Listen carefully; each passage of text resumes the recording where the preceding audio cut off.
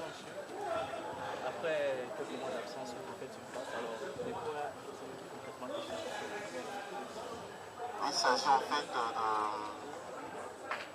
revoir la base après bientôt plus de mois d'accalmie, de pause ou de trêve selon, et rappeler au gouvernement que notre patron de revendication n'est pas pour autant morte, qu'elle est vivante et que la synergie compte aller jusqu'au bout de ses engagements pris au niveau de la base par rapport aux travailleurs togolais.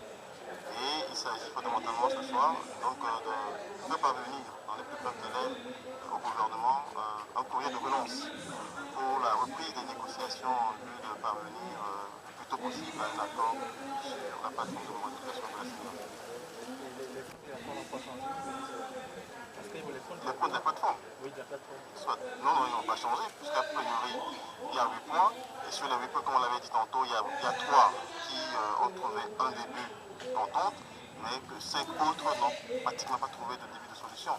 Et l'essentiel, c'est par rapport au point 1, qui concerne la valeur indiciaire, qui initialement, nous voulions voir porter à 100%, et au vu des négociations qu'on a vues jusqu'au jour d'aujourd'hui, c'est avéré que le gouvernement propose 18% avec 5 000 francs d'indemnité pour les travailleurs qui n'auraient pas atteint l'équivalent des 20 000 francs CFA.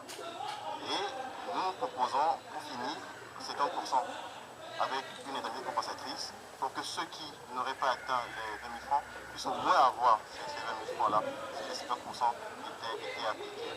Et la grille, a priori, nous demandons que ce soit la grille ancienne, déplafonnée, le temps qu'on puisse étudier la mise en place d'une nouvelle grille, parce que ça pose un problème puisque le gouvernement proposait une grille de 30 points d'avancement que nous ne trouvons pas opportune pour l'instant. Maintenant, par rapport au transport et puis par rapport à l'allocation familiale, il faut dire que le gouvernement ne veut pas avancer sur ce point-là. Maintenant, pour les retraités, il y a des discussions qui ont commencé avec les retraités, mais nous tenons fondamentalement à ce que les points concernant les retraités soient relativement actés pour 2013 et 2014. Avez-vous répondu au gouvernement par rapport à ça?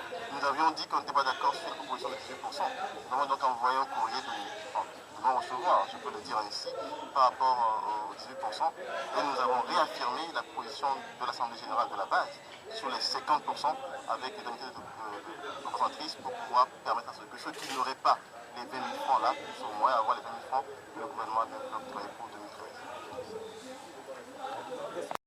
Et cette fois-ci, c'est finalement et véritablement fini.